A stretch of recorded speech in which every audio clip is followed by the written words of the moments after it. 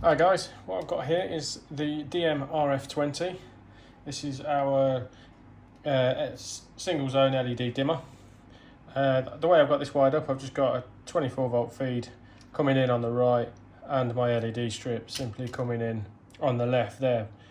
You can see that it's V minus, V plus for the LED strip, and then V plus, V minus for your power supply. So just make sure when you're wiring it up, you get them the right way around.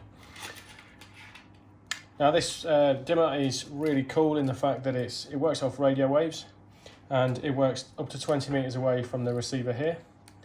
So you don't have to have line of sight with the remote or anything, and simply turn it on with the power button, and you can dim it down using the down button right down to about 5% there, and all the way up to 100%. Now this dimmer remembers the last setting when it was powered off, even if you disconnected it from the mains and turned it off at the mains, it would remember where it is. So yeah, there we have it. That's the DM-RF20.